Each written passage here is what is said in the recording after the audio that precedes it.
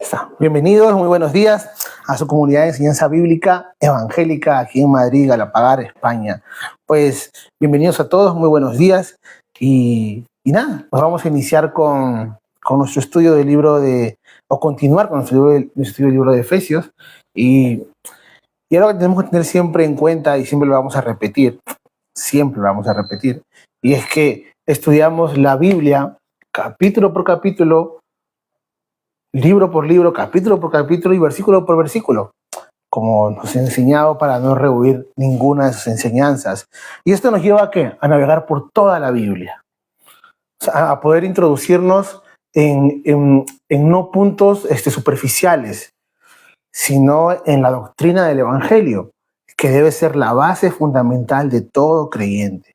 Entonces, esa gracia nos ha permitido nuestro Señor Jesús. Conocemos cómo hemos empezado, sabemos hasta dónde nos ha traído hoy día Dios, y cada libro que hemos venido estudiando ha tenido como una especie de común denominador, y es el común denominador de toda la Biblia.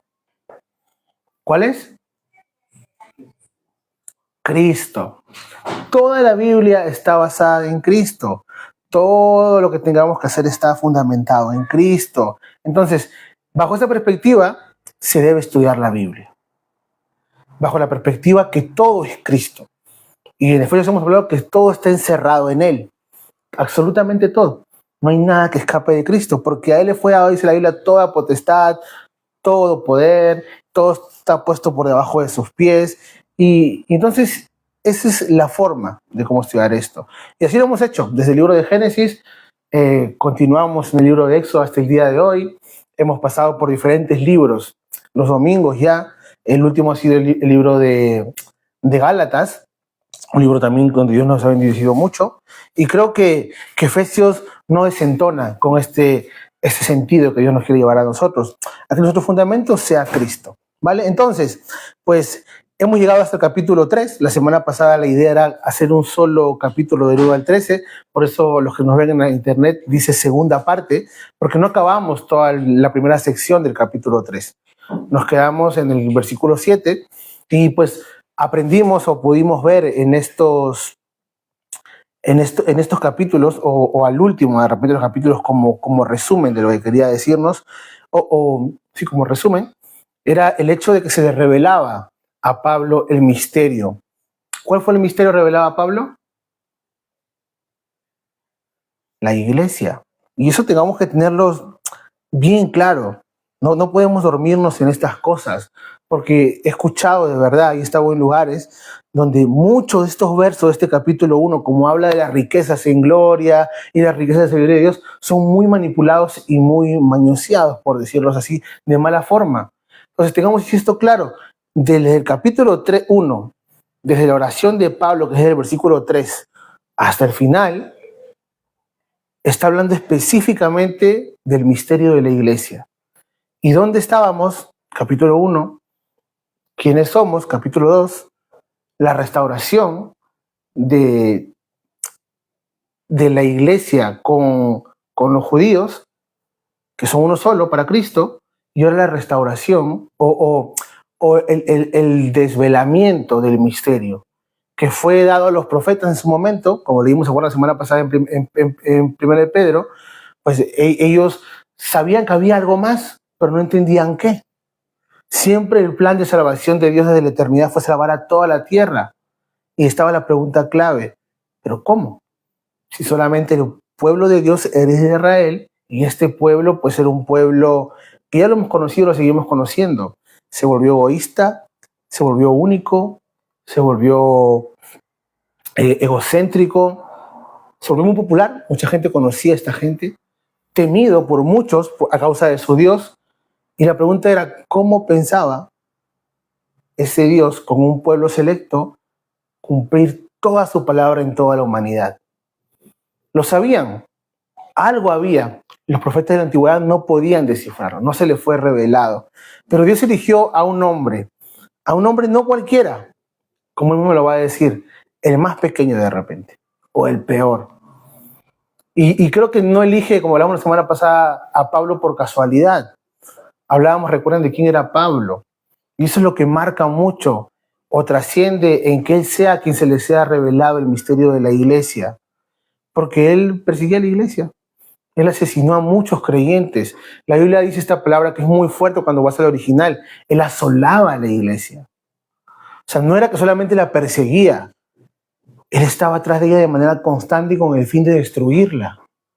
En ese tiempo no se llamaba iglesia, claro, para él éramos una secta. Pero ese era Pablo. Y a este hombre, que tenía todo ese antecedente, Dios lo levanta. Lo más loco de la historia de Pablo era que Pablo cumplía toda la ley. O sea, Pablo era un hombre judío, ejemplar, un hombre que cualquiera quisiera tener el estatus de Pablo, el conocimiento de Pablo, el entendimiento de Pablo, pero Jesús se le presenta y todos caen y él también cae postrado delante del Señor. Y entonces, ¿qué estaba mal en la vida de Pablo? ¿Saben por qué no es tan fácil entender a nosotros la vida de Pablo hoy día? Con esto ya vamos a entrar al tema, que tenemos al Señor Jesucristo en nuestro corazón y al Espíritu Santo. Por eso entendemos con facilidad esto. Por eso es que no profundizamos en esa parte. ¿Qué cosa había hecho malo Pablo? Era un hombre que cumplía con todos los preceptos, con todo lo que podamos decir que estaba como línea para ser una persona agradable delante de Dios. ¿Por qué Jesús lo saca de ahí? Y son las preguntas que a veces debemos hacernos. Lo aprendimos, me acuerdo, con Jonathan, el pastor de Ibu Madrid, a no pensar en lo superficial, a no pensar en lo clásico, a no pensar en lo básico, sino entrar, profundiza, y eso hace escudriñar la palabra. Eso hace que nosotros podamos entrar. Y este es Pablo, el que ha escrito este libro, y pues estamos en el capítulo 3, segunda parte, versículo 8. Vamos a leerlo y vamos a orar, ¿vale? Es del 8 solamente al... ¿Dónde estoy? Del 8 al 13, ¿vale? Vamos a orar. No, voy a leerlo, perdón, dije, perdón, me equivoco. A mí que soy menos que el más pequeño de todos los santos, me fue dada esta gracia de anunciar entre los gentiles el evangelio de las inescrutables riquezas de Cristo y de aclarar a todos, esto es muy importante, aclarar a todos cuál sea la dispensación del misterio escondido desde los siglos en Dios, que creó todas las cosas, para que la multiforme sabiduría de Dios sea ahora dada a conocer por medio de la iglesia. ¿Por medio de quién? De la iglesia, a los principados y potestades en los lugares celestiales, conforme al propósito eterno que hizo en Cristo Jesús, nuestro Señor, en quien tenemos seguridad y acceso, esta parte deben grabársela bien, con confianza, por medio de la fe en Él. Por lo cual pido, no desmayéis a causa de mis tribulaciones por vosotros, las cuales sean vuestra gloria. Espíritu de Dios celestial, Señor Jesús, te damos gracias por la oportunidad que nos das tú, Señor, de poder abrir tu palabra, Señor, poder escucharla, poder atenderla, poder entender, Señor. Sabemos que no es por nuestra causa, no es por nuestra inteligencia, no es por los capaces que seamos, sino porque te he complacido revelarla a tu iglesia, papá. Te doy gracias, Señor, por este tiempo. Te pido que seas tú quien tome el control, que seas tú quien sea usando mi vida, Señor. Que no sean palabras de sabiduría humana, ni entendimiento propio, ni respuestas voluntarias, Señor, sino que sea tu palabra hablando según cada necesidad, cada corazón que está aquí presente, Señor, aquellos que nos escuchan, según sus necesidades personales, según sus necesidades, Padre, que ellos puedan tener. Te pido que seas tú hablando, el Espíritu Santo. Clamo a ti, Espíritu de Dios, para que tú llenes cada vida en este lugar, para que tú inundes de tu Espíritu cada persona, que tu unción pueda llenar, Señor, sus corazones, que tu palabra pueda rebosar y pueda penetrar hasta lo más profundo de sus corazones, Señor. Y no solamente llenarnos de conocimiento, Señor, sino que realmente tu palabra pueda tener un efecto transformador, Señor, en nuestras vidas. Espíritu de Dios, gracias por este tiempo. Toma tu control, Señor. Te pedimos perdón si hemos fallado. Gracias por este tiempo, Padre. Oramos así en tu nombre, Señor Jesús. Amén. Amén. Amén. El culto de arriba está fuerte, el culto de arriba. Entonces, vamos a iniciar. Recordemos que la semana pasada pues tocamos, Pablo revela a la iglesia. Pablo empieza a mostrar el misterio de la iglesia. Y vimos cosas muy importantes, como el hecho de que a causa del evangelio, recordemos que termina diciendo que la forma de ser o el medio para ser parte de esto es la iglesia, que es el versículo 7, donde dice, eh, del cual fui yo hecho ministro por el don. Y acuerda que hablamos de la palabra ministro, que era que no encontrábamos, pero estaba ahí nomás. Habla de que es como una especie de mesero, de que él sirve. No que tiene un cargo superior, no que es el top de los top y Pablo, sino que es un servidor común y corriente, por el don de la gracia de Dios que me ha sido dada según la operación de su poder. Perdón, me he equivocado. Perdón, 6, que los gentiles son coherederos y miembros del mismo cuerpo y copartícipes de la promesa en Cristo Jesús por medio del Evangelio. ¿Qué nos da el Evangelio entonces? Cuando conocemos el Evangelio, ojo, y hay que entender esta parte y tengámoslo todos claros y prestemos atención aquí, ¿vale? Cuando hablamos del Evangelio, no hablamos de que conozcas la Biblia, no hablamos de que leas la Biblia. Eso no significa conocer el Evangelio. Conocer el Evangelio está ligado a la profundidad de tu corazón, en aceptación de ti, en aceptación que tengas por el Evangelio. Porque yo te voy a decir esto, hay hombres, un hombre muy conocido, como el señor de bigochito acá arriba,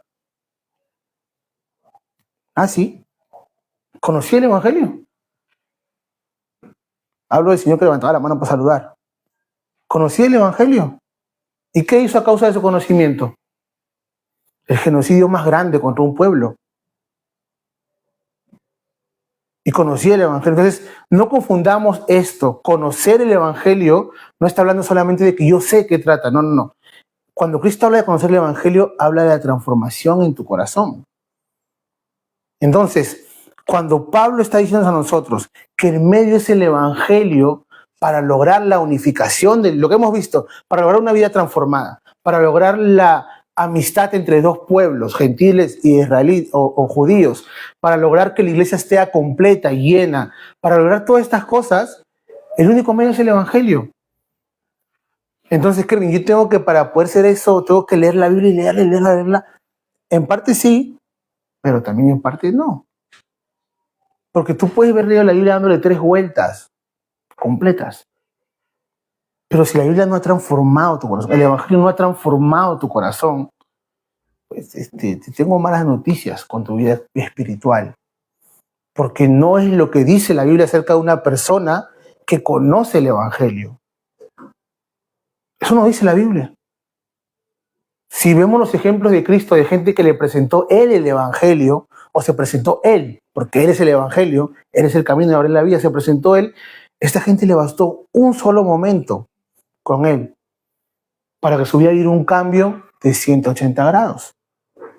Vamos a tiempos más contemporáneos, hombres de fe conocidos hoy día, como el caso de este hombre de la Reforma, de Martín Lutero, le bastó un solo verso. Y era un hombre estudioso de la Biblia, formado de manera religiosa, estaba dentro de una cúpula religiosa y le bastó un solo verso revelado por el Espíritu en su corazón para que naciera lo que llamamos hoy día la iglesia protestante. Un solo verso. Y es que tenemos que entender esto.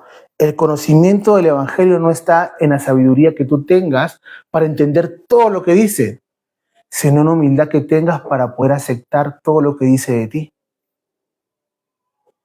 Ese es el verdadero conocimiento del Evangelio. Y es importante tenerlo claro para poder entender qué quiere decirnos Pablo con esto. Porque entonces diríamos, como Tiago no conoce mucho por su edad, estoy hablando, que no es límite, pero digamos, no conoce mucho por su edad acerca del Evangelio, pues él no es un cristiano completo. Porque no conoce mucho el Evangelio, todavía no es partícipe completamente. Y es que no es así. Él es partícipe 100% desde el momento que decide recibir a Cristo como Señor y Salvador. El Evangelio se empieza a cumplir en su vida a causa de una relación con este Señor, con nuestro Dios, ¿no? Con Jesús.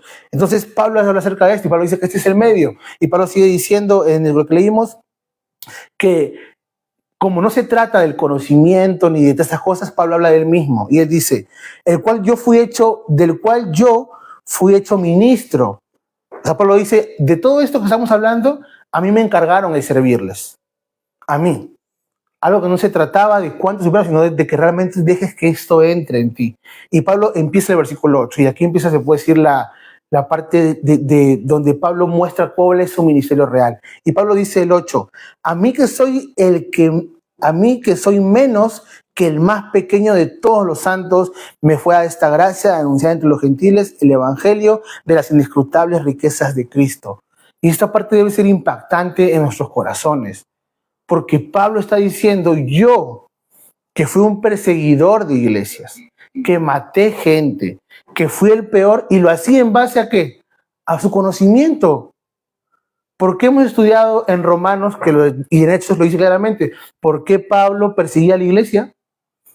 Porque Pablo pensaba que la iglesia era una herejía, que no había forma de entender que hoy día solamente con entregarte a Cristo ya tenías parte en el cielo, sin haber cumplido la circuncisión, las fiestas y todo lo que la ley estipula. Pablo decía, ¿cómo ellos pueden pretender ahora ser santos y tener la opción de entrar delante de Dios si nosotros como pueblo escogido, un pueblo real, un pueblo que ha tenido contacto con Dios, se nos dio las leyes a nosotros no podíamos hacerlo de esa manera? ¿Cómo es que? Y eso era una herejía para ellos. Recuerden que Jesús fue crucificado por hereje. Ese fue el motivo de la crucifixión de Jesús.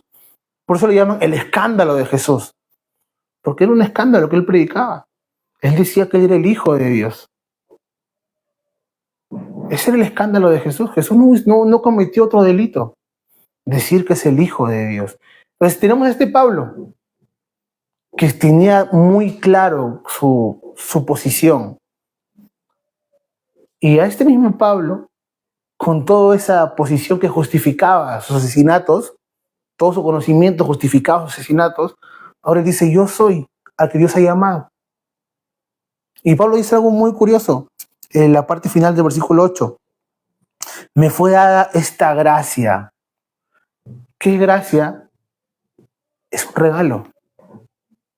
Me fue dado este regalo de anunciar entre los gentiles el evangelio de las inescrutables riquezas de Cristo.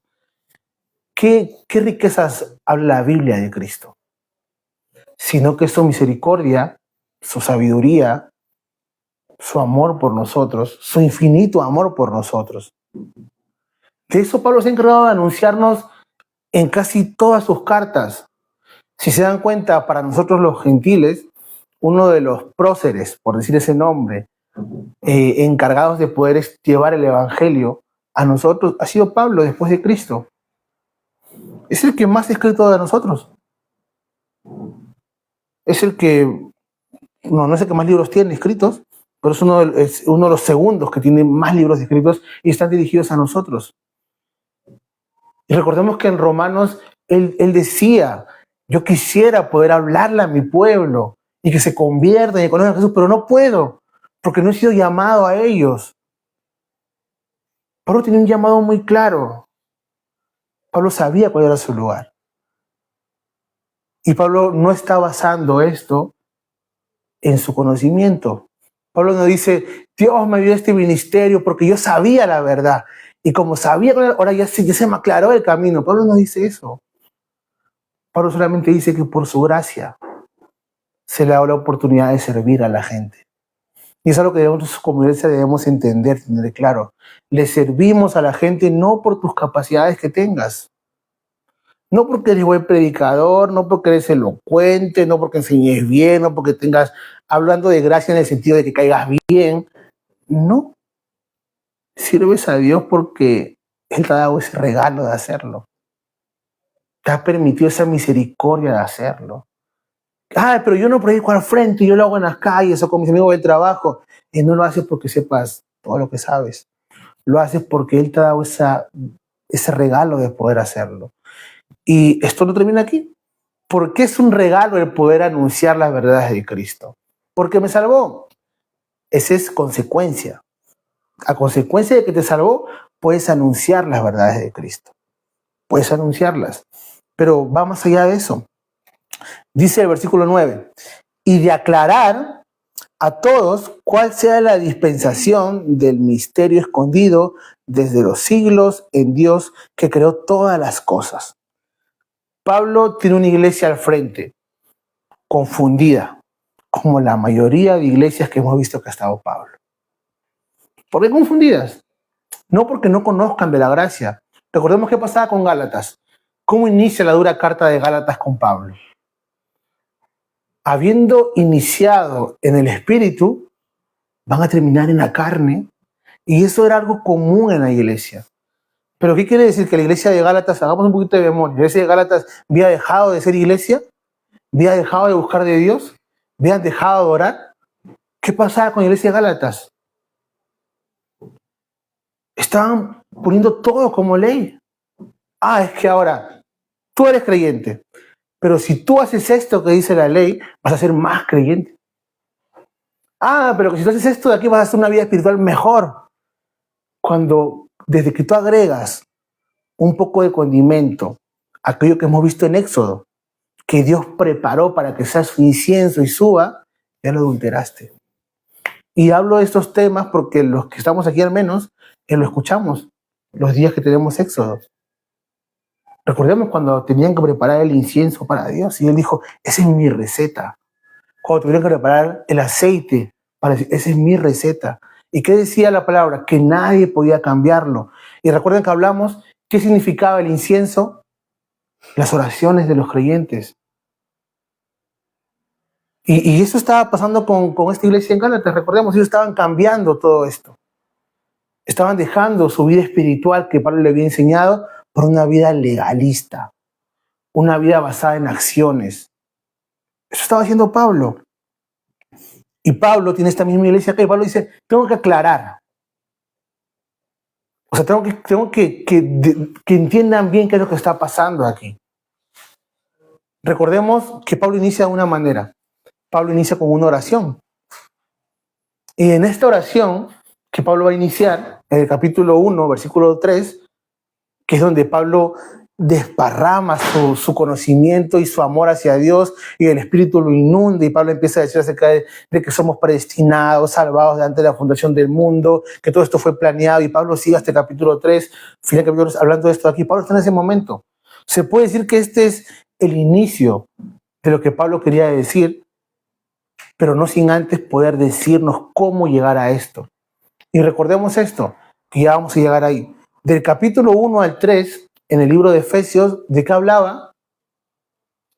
De toda la doctrina, de todas las riquezas de su gloria.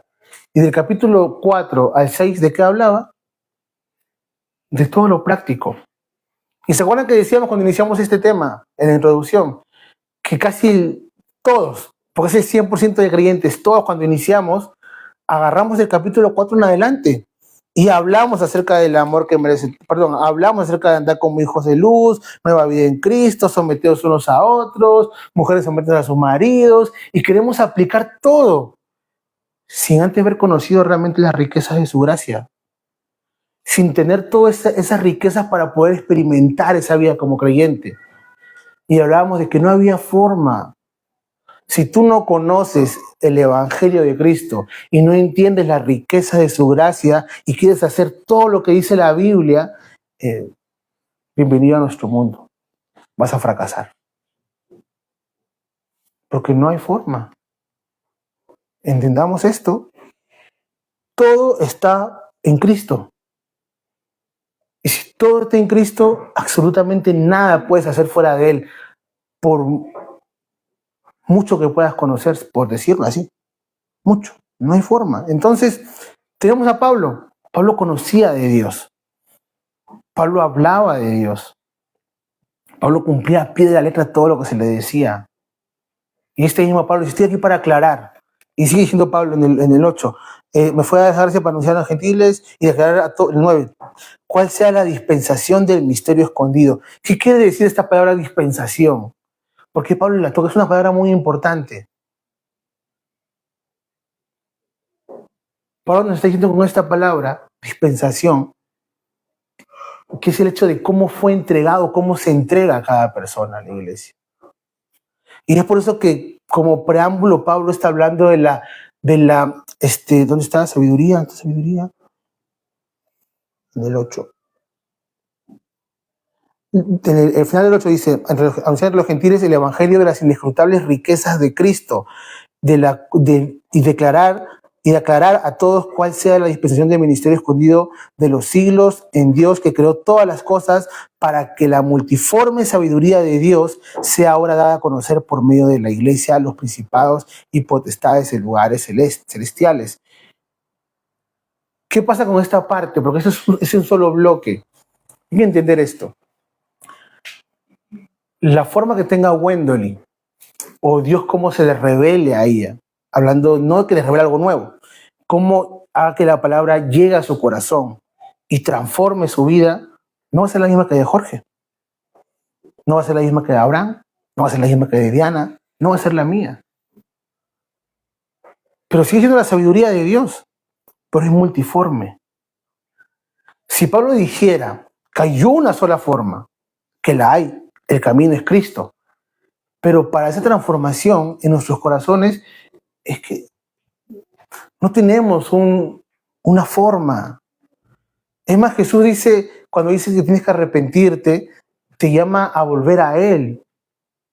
Y yo te voy a decir esto, cuando tú llegas a Cristo, ¿de verdad eres consciente de todo lo malo que has hecho en tu vida? Si tú has tenido una vida mundana y escandalosa, pues eres consciente de todo lo moral que sabes que está mal. Pero no eres consciente, por decir, de la codicia. No eres consciente de la avaricia. No eres consciente del amor al dinero. No eres consciente ni siquiera de tu falta de respeto a Dios. Dios te llama así. Oye, ¿por qué saliste de tu casa? Pues te casaste de blanco. Pues desde chiquito en la iglesia eres casto. Te casas en la edad perfecta, sirves en la iglesia, hijo de pastor, abuelo de pastor, nieto de Goku, y tienes todo. Estás en el top. Y llegas delante de Cristo y dices, ¿yo de qué tengo que arrepentirme? ¿De qué tendría que arrepentirme? No he hecho nada más que de repente mentirle a mi mamá una vez, nada grave. De repente nunca le he hecho la voz a mi padre, nunca le he contestado mal. Y conozco chicos que son así. ¿De qué tendría que arrepentirme? Y es que no se trata de que te arrepientas de las cosas que has hecho. Se trata de que te arrepientas entendiendo de que Cristo es el Señor de toda la tierra y de que Él merece gloria eterna.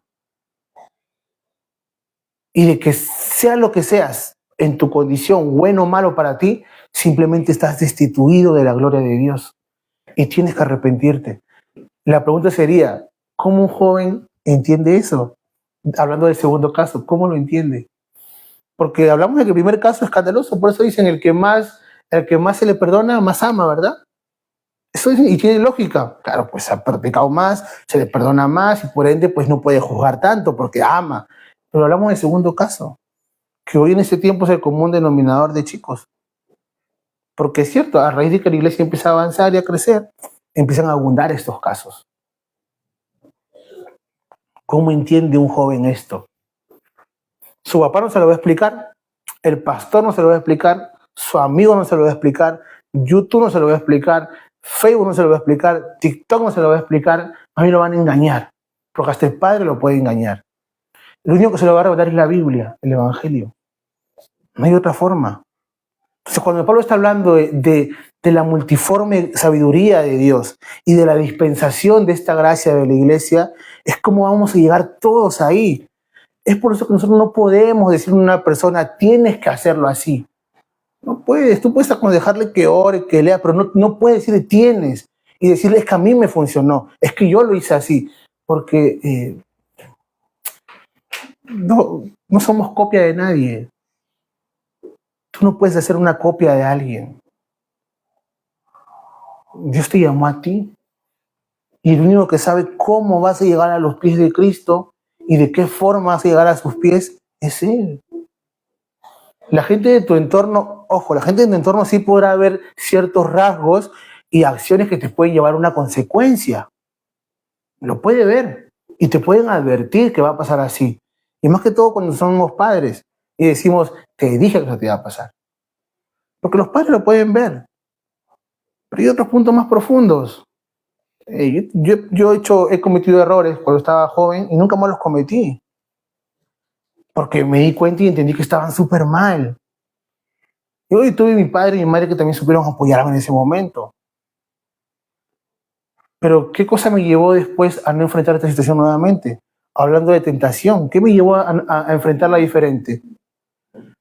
Es conocer la verdad del Evangelio. Sí, no la conocía a plenitud, pero sabía que robar era malo. Y pues no lo volví a hacer. Porque una vez lo hice y lo contaba acá. Y no lo volví a hacer. ¿Porque tengo fuerza de voluntad? No. Porque realmente la palabra hizo algo en mí. Y entiendo qué significa eso. ¿En otras áreas sigo un proceso? Sí, es normal. Pero hay cosas que van cambiando en ti. Hay cosas que van transformadas en ti. Entonces Pablo está hablando de eso, de esa dispensación. Él tiene que aclararla. O sea, no es como la gente dice, no es como la iglesia quiere verlo, es como Dios da a cada uno en su multiforme sabiduría. Él piensa en cada uno de manera indistinta. La salvación por eso es personal. La salvación por eso se trata de una relación con Dios. Y ahora va más allá. No solamente te has salvado para que tú digas, yo te salvo y ya está, se acabó. No, no. Te salvó para injertarte en una iglesia, para ponerte en el cuerpo. Por eso sigue diciendo el versículo 11. Perdón, vamos a leer el 10. Para la multiforme sabiduría de Dios sea ahora dada a conocer por medio de la iglesia. ¿A quiénes? A los principados y potestades en los lugares celestiales. ¿A quiénes? A los ángeles. Y esta parte es muy... mucha gente le evita, pero es muy clara cuando empiezas a investigar y a ver. Tenemos la costumbre de pensar cuando se habla de potestades y principados, de automáticamente llevarlo al hecho del enemigo. Bueno, para pasar un poquito más al principio, ¿vale? Vamos al principio. El mundo se rige por un mundo espiritual, antes que todo. El mundo no se rige por lo terrenal. Detrás de todo lo que se mueve en la tierra hay un mundo espiritual. ¿Dónde podemos ver esto? En las mismas palabras de Jesús. Jesús siempre nos hizo ver que había un mundo espiritual. Nunca lo descartó. Es más, ahorita me viene a memoria, cuando hemos estudiado Éxodo y le dicen a Pablo, a Moisés, todo lo que tenía que hacer en el tabernáculo, ¿qué es lo que le dice Dios a Moisés? Que lo hagas como. Está fresquito, hace unos par de 6 meses creo que lo hemos estudiado. ¿Qué es lo que le dice? Hazlo según como lo has visto. Y ahora vayamos a Apocalipsis. Cuando Juan está en el trono, delante del Señor Jesús, y Juan veía reflejado todo lo que estaba arriba, lo que se había hecho en la tierra. Porque todo lo que se rige en la tierra conduce a un mundo espiritual. Está hecho por un mundo espiritual. El Génesis nos dice que en el principio la tierra estaba. ¿Y quién se movía? No se movía porque sí. El espíritu estaba. Entonces siempre hay un mundo espiritual. Entonces, cuando hablamos de estos rangos, por decirlo así, de seres celestes, donde estoy, de principados y potestades, no está hablando específicamente del enemigo, de seres demoníacos. Ahora vamos avanzando. Pues recordamos que Satanás era un ser de luz en el cielo, ambicionó la gloria de Dios, fue tirado a la tierra y se llevó la tercera parte de ángeles del cielo con él. Entonces, estos grados o estos rangos que vamos a verlos en el capítulo 6 de este mismo libro, existían en el cielo. ¿Cómo yo sé cuando se habla de potestades demoníacas o de potestades de Dios? Sencillo, por el contexto del libro. Cuando Pablo hablaba de potestades demoníacas, Pablo estaba en un contexto hostil, en un contexto de guerra espiritual, de lucha espiritual. Pero esto es un contexto de gloria. Un contexto donde se va a glorificar a Dios. Y si bien es cierto, las potestades demoníacas conocen de Dios, saben de Jesús, saben de los creyentes, saben de la iglesia, no adoran a Dios. Entonces, no tendría coherencia pensar en que, está hablando para que los seres demoníacos tengan temor de nosotros. Es incoherente ese pensamiento. Porque la función de Dios no es infligir temor a nadie. La función de Dios es que sea adorado por cualquiera que reconozca su poder y su grandeza y su señorío. Entonces siempre tenemos que estar en el contexto de lo que estamos leyendo. Pablo está hablando de potestades y principados. Entonces, para que ellos vean qué. Esa es la parte que debe de verdad quebrar nuestros corazones. Para que vea hombres y mujeres sin ningún poder excepcional, sin ninguna capacidad sobrenatural. Lo peor que puede ver. Lo más lejos de ser hechos a imagen y semejanza de Dios. Lo más lejos. A esos hombres siendo parte de un mundo espiritual. O sea, piensa esto, los ángeles son criaturas de Dios. Están, no sé qué palabra usar, pero usar esta palabra, están programados, por decir así, para adorar a Dios. Ellos conocen la verdad de Dios. Lo que tú y yo creemos por fe, ellos lo ven. Entonces su realidad es otra. A ellos no hay quien les diga, ahora será verdad lo de tu Dios. Es que ellos lo ven. En nuestro caso es por fe. Tú caminas en obediencia a fe. Y ahí viene lo de la relación de Pablo. Pablo está siendo sacrificado. Pablo está siendo flagelado. Pablo está dejando todo. Y arriba hay ángeles que están viendo cómo es que esta gente, mortales, sin ningún poder de nada y sin una claridad más que por fe, son capaces de dar su vida por otros. Son capaces de entregarse por la iglesia. Y viene lo grande de todo esto. ¿Y saben por qué se glorían? Porque va a hablar acerca de esto para el último. ¿Por qué se glorían cuando ven esto? Porque es nuestra gloria, porque somos el reflejo de Cristo. Porque ese es el misterio de la iglesia. Que simple hombres mortales puedan reflejar el poder de Dios. Puedan mostrar a Cristo. No por nuestras capacidades, porque de una u otra manera el inmenso amor del Señor, cada vez que estos seres, tanto y ahora sí, buenos o malos, ven a un creyente, ven el potencial. Porque lo único que sabe los designios futuros y pasados es el Señor. Los ángeles no lo saben. Ellos cuando ven a una persona ven como una película. Y eso lo dice Spurgeon en uno de sus comentarios. Es como una obra de teatro. Dios es la vida, la escribió. Nosotros somos los personajes. Estamos que lo vemos. Vemos todo lo que está pasando, vivimos. Y la pregunta es, ¿quién serían las personas que están viendo? ¿Quién serían los... ¿Cómo dice la gente que va al teatro? Los espectadores. ¿Quiénes serían esos espectadores? ¿Quiénes serían? Pues los ángeles. Y debe ser, y es muy curioso y muy grande esto, porque ellos no saben el desenlace de la historia. Ellos ven mañana a Tiago pasar una situación complicada, una tentación fuerte. Ellos no saben si Tiago va a decir que sí o que no es esa tentación. Y de pronto ven victoria en Tiago y glorifican a Dios, porque entienden y saben, como saben todas las verdades del Señor, saben que es Dios obrando en su vida. Pero no solamente eso. Ahora Tiago falló. ¿Nosotros qué haríamos? Oh, la liaste, Tiago, por así como por allá. ¿Qué hacen los ángeles? Siguen viendo la gloria de Dios. Ahora ven a ese mismo Dios que le dio el poder para salir en victoria, en medio de su derrota levantarlo, limpiar sus rodillas, embestirlo de Él, cuidar su corazón, cubrirlo. Es por eso que en nuestra vida tenemos que entender que toda nuestra vida, sea con errores o aciertos, glorifica a Dios. Y ojo, tengamos esto en cuenta y siempre lo voy a repetir. Hablamos desde la madurez del creyente, ¿vale? No lo tomemos como, cualquiera que se convierte y glorifica. No, no, no, no. Hablamos desde la madurez del creyente. Desde aquel que va y usa el medio del evangelio para que su vida sea transformada. O sea, una persona que tiene una relación con Dios. Una persona que busca de Dios. Una persona que intenta estar en armonía con Dios. Porque te lo voy a repetir. Si eres un creyente que no quiere orar ni leer y no te gusta la iglesia, yo te animo a que de verdad te entregues a Cristo. Te entregues a Cristo. Te entregues. Lo mejor que te puede pasar. Entonces, ¿eso estaba haciendo el Señor?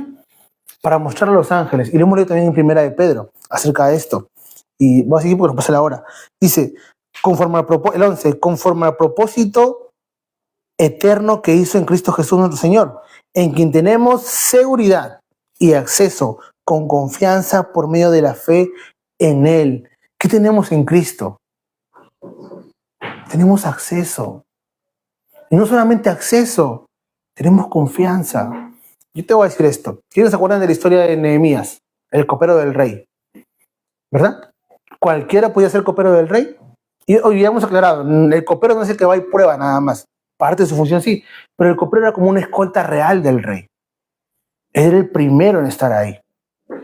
La pregunta sería, si una persona que tiene acceso al palacio del Señor, del rey, y el rey no lo llama y se acerca, ¿qué tendría que pasar con esa persona? Según lo que veíamos de Nehemías. Exacto, morir. Entonces, ¿por qué Pablo junta estas dos palabras, acceso y seguridad? Porque ahora tú puedes entrar delante del Padre y tener la seguridad que no vas a morir. Es que el Señor fulminante te va a matar por tu pecado. Es que no, eso se quedó atrás. Esa es la seguridad que tenemos. ¿Qué tenemos que tener claro en esta parte de aquí? Que no importa cómo seas, no importa qué tan bien hables, no importa si seas tartamudo como yo, o no importa si seas bonito, feo, guapo, grande, chiquito, largo, no importa. No importa cuánto sepas de Dios. Yo a veces no entiendo cómo es que hay gente que dice conocer el Evangelio, pero enseña a otros que no van a poder evangelizar a otros hasta que no sepan del Evangelio. Porque lo único que necesitas tú para ver a una persona de Jesús es decirle que Cristo murió por él. Porque te cuento que el que convierte es el Espíritu Santo.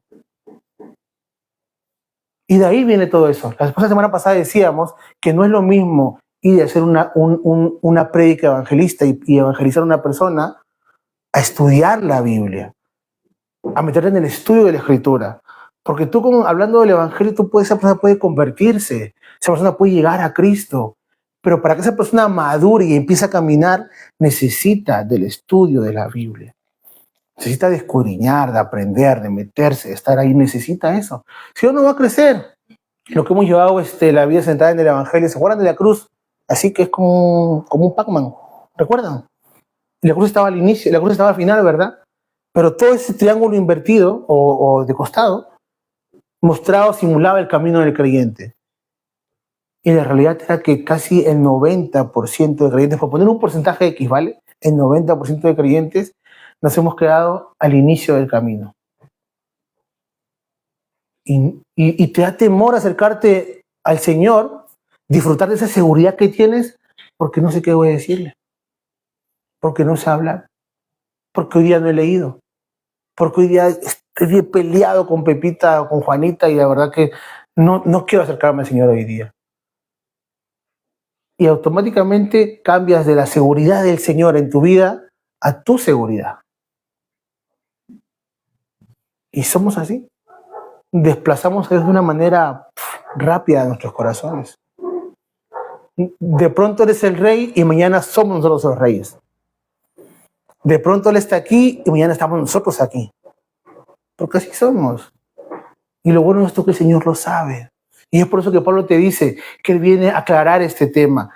Que no importa tu situación, en su multiforme sabiduría, Él dio la forma de cómo cada uno llegue delante de Él y cumple con ese acceso y tenga esa seguridad de poder. Hoy día le llamaríamos, por poner un nombre delante de Dios, tienes libertad de expresión delante de Él. Puedes decirle lo que tú quieras, pienses, sientas. No te pide un régimen.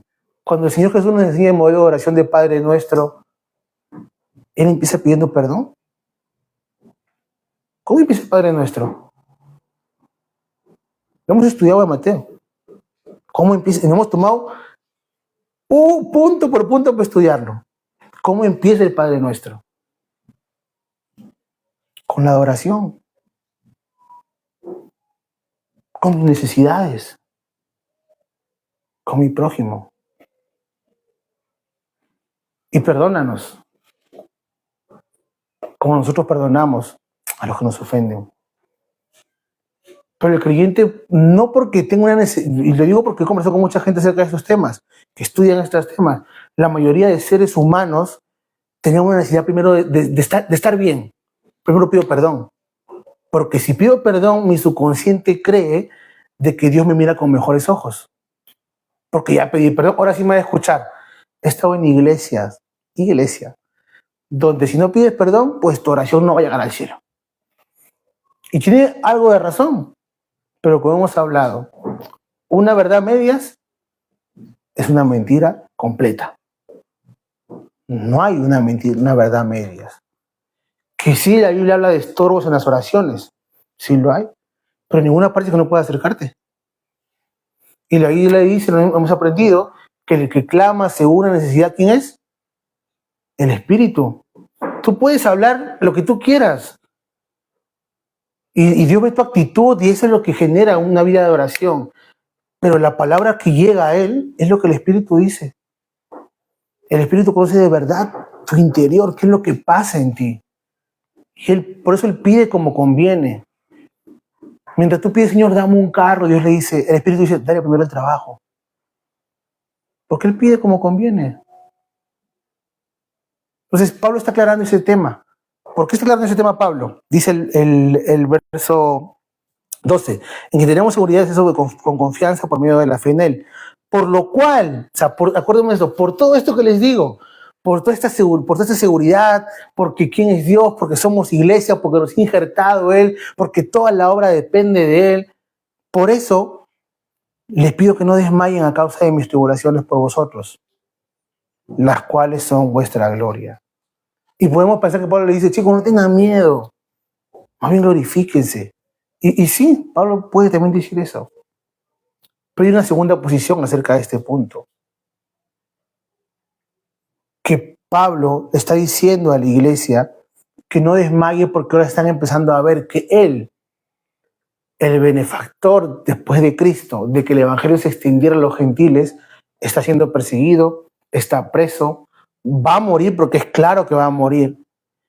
Y ya la iglesia empieza a vivir una persecución mayor, ya no solamente una cuestión romana, ahora es una cuestión de diferentes naciones, porque ya han pasado acá, recuerden, 70 años más o menos, 68, porque todavía no moría Pablo. Ya pasó ese tiempo, después de Cristo, ya las cosas se iban intensificando. Ya no era solamente que estaban en una casa orando. La iglesia primitiva tenía lugares donde se juntaban para... Es que solamente piensa esto, Hechos, primera prédica de Pedro, ¿cuántos se convirtieron? ¿Cuántos se convirtieron?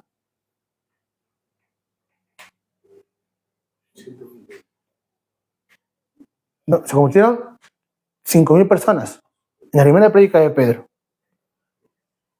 Imagínate que y solo contaban hombres, creo que, ¿verdad?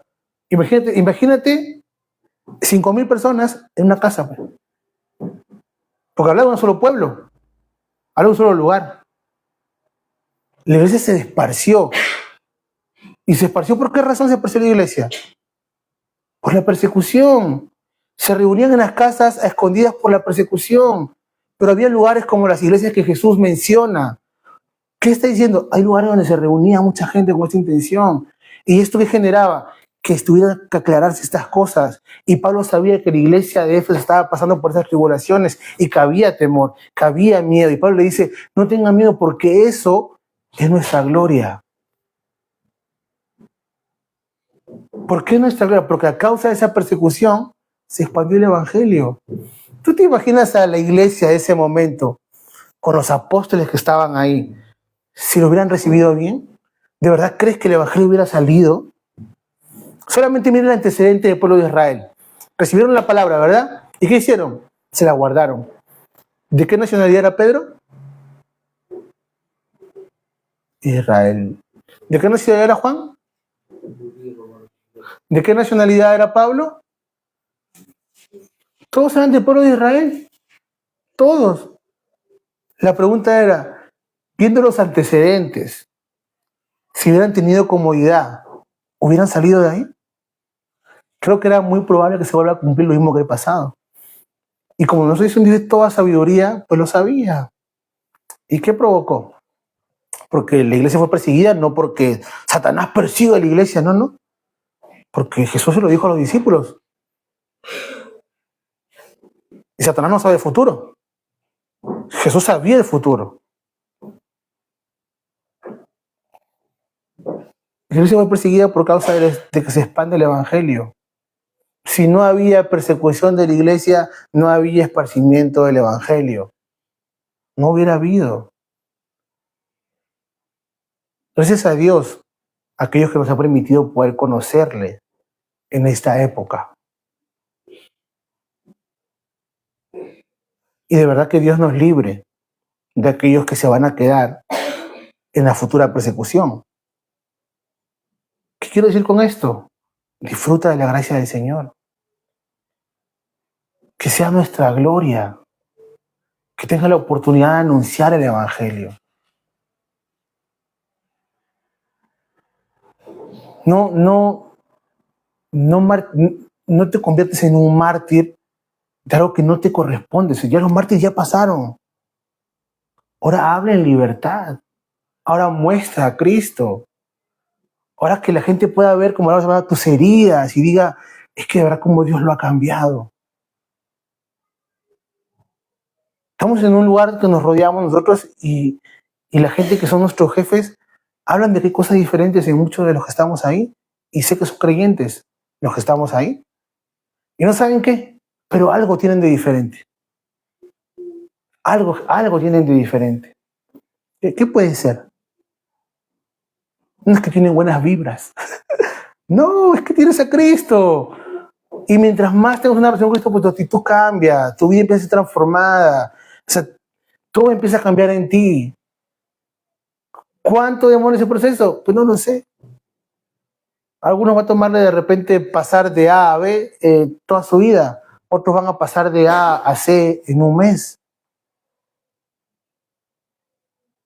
Entonces, no hagamos de la iglesia nuestro refugio personal. Que nuestro refugio personal sea Cristo. Eso nos enseña la Biblia.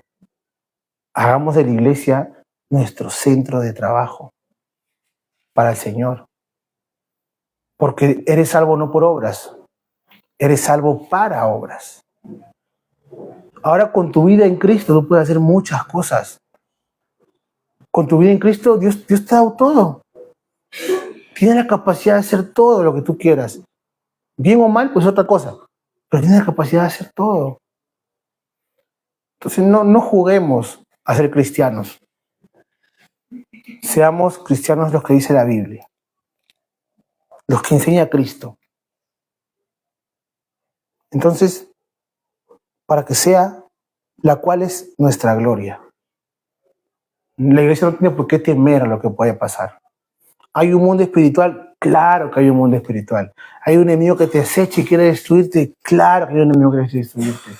La Biblia nos dice que él, si bien es cierto, es nuestro principal enemigo, pero no es, por decir esta palabra, no es nuestro principal talón de Aquiles. O nuestro principal problema. ¿Cuál es el principal problema de un creyente? Su corazón. Así que no satanicemos las cosas. No querramos restarle a Dios poder, dándole poder al enemigo. Porque la Biblia dice que a nosotros Dios lo puso por debajo de la planta de nuestros pies. Y como lo más arriba, somos coherederos. Compartes el mismo lugar de Jesús. Aunque te parezca, eso lo dice aquí, no lo invento yo, aquí lo dice. Ese es un coheredero. Entonces, disfrutemos. Y solamente por aclarar, disfrutar no quiere decir que no vas a sufrir, que no te vas a equivocar, que no vas a llorar, que no vas a fallar. Eso no es disfrutar. Disfrutar es tener la confianza de poder acercarte y decir, Señor, llorando con tus mocos y todo, me equivoqué, aquí estoy. Eso es disfrutar. Después de haber fallado, y te lo digo porque lo he experimentado, después de haber fallado, levantarte y así todo el mundo te dé la espalda, sentir el respaldo de Dios en tu corazón de que te perdonó. Esa sensación no se puede explicar, pero la he disfrutado. Entonces, entiendo qué es disfrutar de su gracia. Pablo, su única intención es llevarnos a toda verdad en Cristo.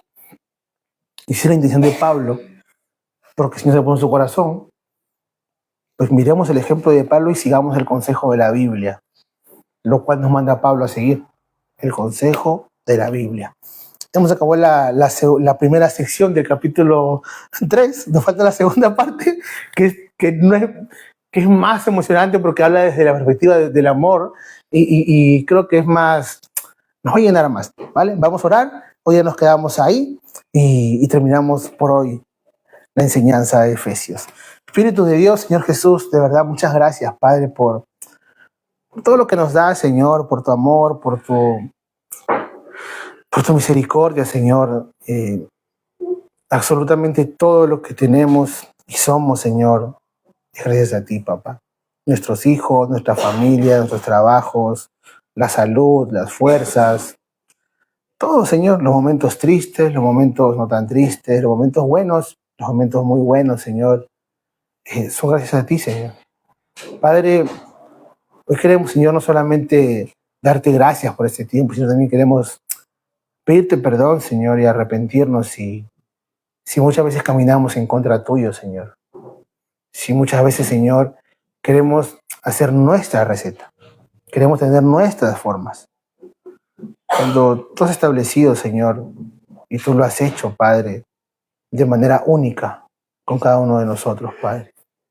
Te pido que podamos conocer de ti, aprender de ti, que tu palabra siempre en todo tiempo, Padre, nos lleve a poder no solamente aprender en conocimiento, sino a que quede grabada en nuestros corazones, Señor, y a que sean nuestras raíces, nuestros principios y fundamentos para caminar en la vida, Señor. Gracias, Padre, por este tiempo. Oramos así en tu nombre, Señor Jesús. Bendice a tu iglesia, bendice a aquellos que nos ven por las redes. Y si hay alguien que no te conoce, Padre, en este lugar o en las redes, te pido que te plazca a ti revelárteles, papá, y cuando puedan conocer de ti, arrepentirse y volver a tus pies, Señor Jesús. Gracias, Padre, por este tiempo. Oramos así en tu nombre, Señor Jesús. Amén, y amén, y amén.